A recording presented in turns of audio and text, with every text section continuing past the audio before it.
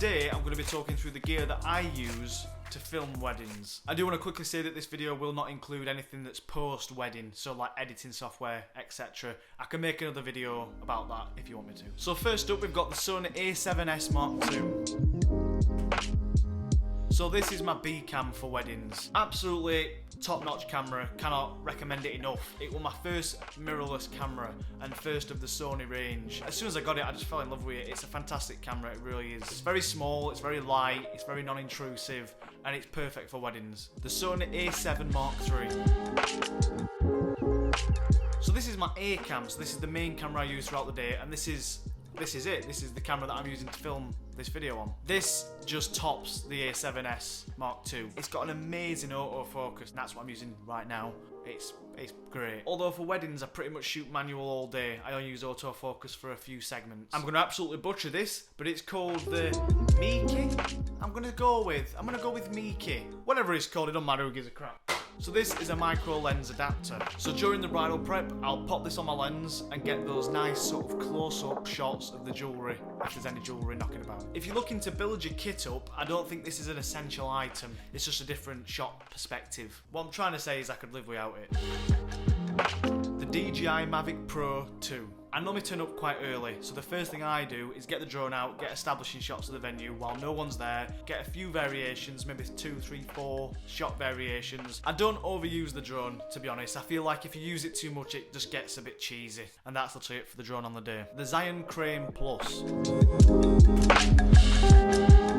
So this is a gimbal. I use this for just getting those nice symmetrical shots, you know, like of an empty room, you can go through a door or down a hallway, sort of show the dress and then build up to a scene walking off. It's just a really nice shot. So what I'm about to say is probably a bit hypocritical of me, but I'm actually thinking of getting rid of the gimbal. On the day, I've got my A cam, which is what I'm shooting on right now, in one hand, sort of filming the couple portraits, and I've also got my gimbal in the other, and I'm sort of running around with sort of two cameras. So I'm normally having to put the gimbal down on the floor, film the couple, and then I'm running back, picking up the gimbal, getting a shot of them, then putting that down, and it's like, bloody hell, I make more work for myself. But the reason I do that is because I feel like I can get a lot of nice stuff. You know, if I've got the two cameras there with me, I can get good stuff. A Manfrotto tripod.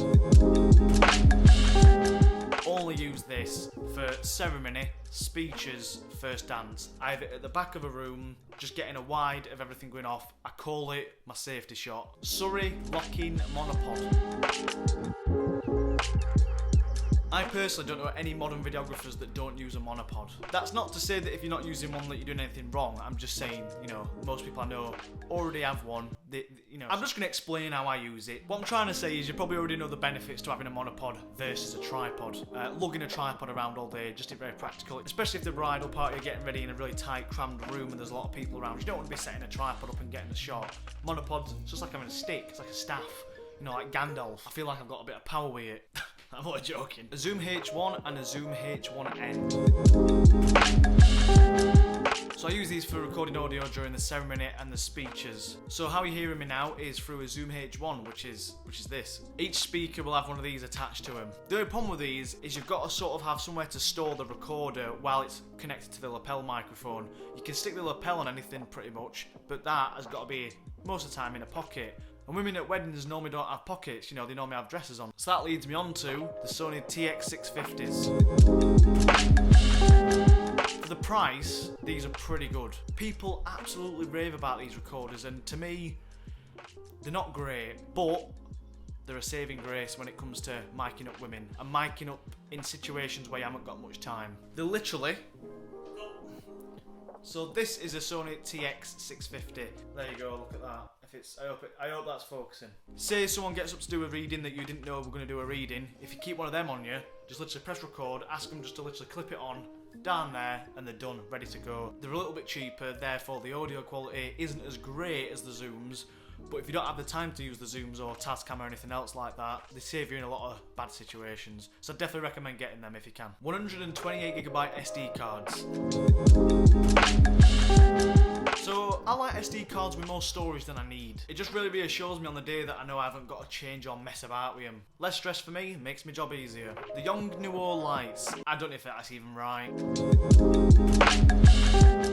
I love having that little bit of control later in the evening where I know I can put these lights up and I know I can control a little bit of light in that dark room. They're really small, they're really lightweight, non-intrusive, all fits the brief of how I film a wedding. The only thing that really frustrates me about the lights is that the batteries on them don't last long. They take ages to charge, and on a full charge they only have like half an hour in tank before they start fading and losing light. It's very easy to overlook these small details, but just using the lights, you can just tell from video to video where people have used lights and where they don't. When the couple are just sort of doing a first dance, I'll always put one up at the back, shining down on the couple to sort of get a nice silhouette shot, because it just looks nice. It just adds another little detail, another layer, another bit of difference to your films. And there we have it. That is all the gear I use to film a wedding. As you can see, a lot of it is sort of stripped back, kind of minimal and small. I don't have anything big and bulky really that I carry with me.